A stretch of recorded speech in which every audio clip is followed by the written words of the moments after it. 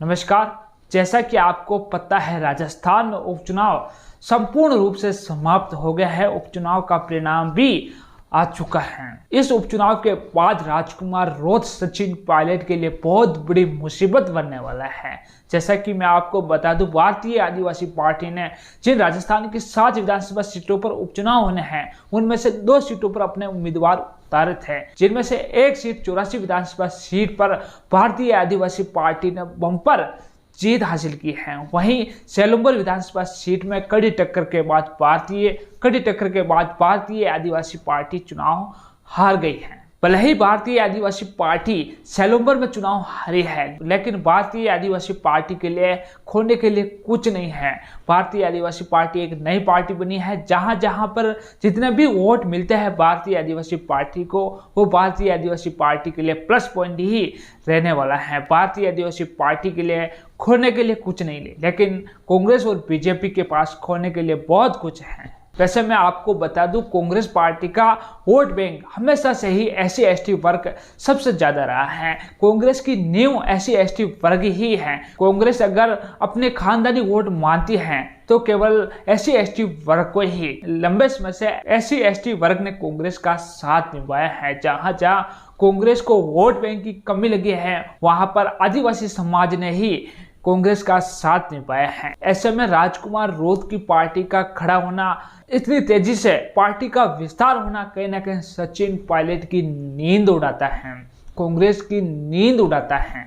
सचिन पायलट का बार बार नाम हम इसलिए ले रहे हैं क्योंकि अब आने वाले चुनाव में सचिन पायलट को ही मुख्यमंत्री का चेहरा बनाया जाएगा। और अब सभी कांग्रेस के कार्यकर्ता और राजस्थान वासी अब मान के चल रहे हैं कि अगर आने वाले चुनाव में राजस्थान में कांग्रेस की सरकार बन जाती है तो सचिन पायलट को ही मुख्यमंत्री बनाया जाएगा और पार्टी भी सचिन पायलट के चेहरे पर ही चुनाव लड़ने वाली है। लेकिन सचिन पायलट के सामने राजकुमार रोत दीवार बनकर खड़े होने वाले हैं। जिस प्रकार भारतीय आदिवासी पार्टी का विस्तार हो रहा है, राजकुमार रोत की पार्टी के MLA बढ़ रहे हैं, राजकुमार रोत की पार्टी में कार्यकर्ता जुड़ रहे हैं, इससे कहीं ना कहीं कांग्रेस को नुकसान होने वाला है। और कांग्रेस को नुकसान होगा तो सचिन पायलट को नुकसान होगा। अगर सचिन पायलट को नुकसान होता है, सचिन पायलट का सपना अधूरा रहता है।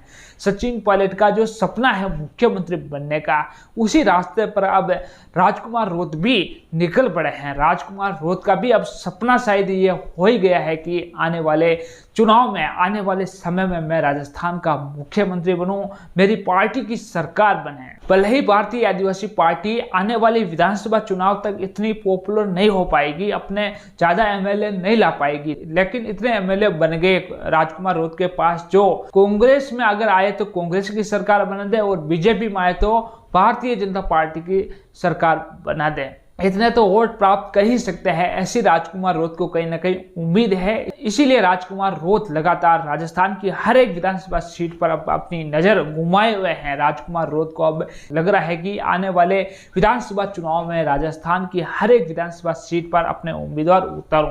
पहले तो सचिन पायलट का सपना राष्ट्रीय लोकतांत्रिक पार्टी ने पूरा नहीं होने दिया और अब भारतीय आदिवासी पार्टी सचिन पायलट के सामने दीवार बन रही है। सचिन पायलट के सामने भारतीय आदिवासी पार्टी का दीवार बनना कहीं ना कहीं सचिन पायलट के सपने को अधूरा रखता हुआ दिखाई दे रहा है। लेकिन सचिन पायलट भी इतने कमजोर नहीं है। सचिन पायलट ने भी इसके लिए कुछ सोचा होगा। पहले भारतीय जनता पार्टी और कांग्रेस के सामने तीसरे मोर्चे के रूप में राष्ट्रीय लोकतांत्रिक पार्टी थी, लेकिन राष्ट्रीय लोकतांत्रिक पार्टी कांग्रेस बीजेपी का कुछ उखाड़ नहीं पाई और हनुमान बेनीवाल एक सीट पर ही सिमट कर रह गए थे।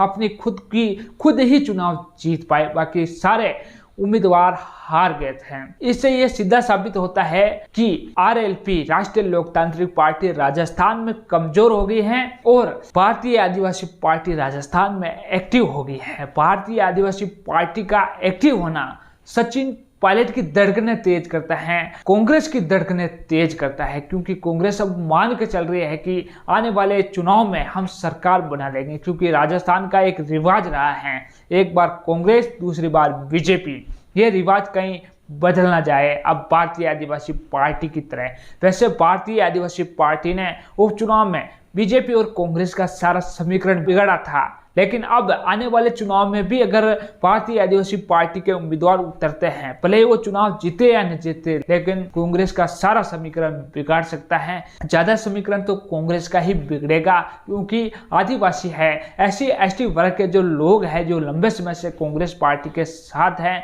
वो कहीं ना कहीं पार्टी से दूर होंगे, क्योंकि राजकुमार रोत की पार्टी आदिवासियों को लेकर ही चल रही है, आदिवासियों के दम पर ही चल रही है। तो आदिवासियों के वोट राजकुमार रोत की पार्टी तोड़ेगी तो कांग्रेस कमजोर होगी, कांग्रेस का उम्मीदवार हारेगा। लेकिन 2014 में जब राजस्थान में कांग्रेस की सरकार बनी थी, तब अशोक गहलोत की वजह से सचिन पायलट मुख्यमंत्री नहीं बन पाए थे, और 2023 के विधानसभा चुनाव में राजस्थान में कांग्रेस की सरकार नहीं बन पाई थी। और अब आने वाले चुनाव में भी अब ऐसा ही लग रहा है कि सचिन पायलट का जो सपना है वो एक सपना बनकर ही रह जाएगा।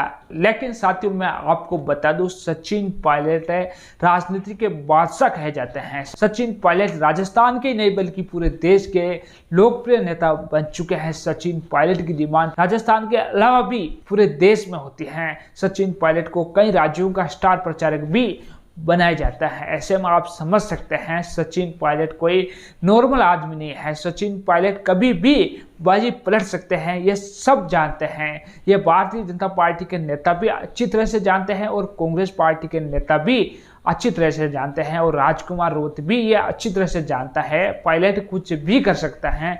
हो सकता है आने वाले चुनाव में भारतीय आदिवासी पार्टी और कांग्रेस एक साथ मिलकर चुनाव लड़ ले, लेकिन साथियों इसकी पुष्टि फिलहाल कोई नहीं कर सकता है, आने वाला समय बताएगा। लेकिन फिलहाल कांग्रेस बीजेपी के सामने भारतीय आदिवासी पार्टी मुसीबत बनी हुई है, और राजकुमार रोत अब राजस्थान की ओर निगाहें घुमाए हुए हैं, और भारतीय आदिवासी पार्टी के कार्यकर्ता ये कह रहे हैं आने वाले चुनाव में हम राजस्थान की प्रत्येक विधानसभा सीट पर अपने उम्मीदवार उतारने वाले हैं। अगर उम्मीदवार उतरने वाले हैं तो कांग्रेस और बीजेपी की नींद भी उड़ने वाली है, और ये भी हो सकता है जो राष्ट्रीय लोकतांत्रिक पार्टी है, हनुमान बेनीवाल है, जो राष्ट्रीय लोकतांत्रिक पार्टी के साथ मिलकर चुनाव राजस्थान में लड़ सकता है। पहले राष्ट्रीय लोकतांत्रिक पार्टी ने चंद्रशेखर आजाद की पार्टी से गठबंधन किया था, लेकिन उसमें हनुमान बेनीवाल को कुछ फायदा नहीं हुआ। लेकिन आने वाले चुनाव में हनुमान बेनीवाल राजकुमार रोत के साथ गठबंधन कर सकते हैं, क्योंकि इनके बीच जो संबंध है वो भी बहुत ही अच्छा देखने को मिलता है,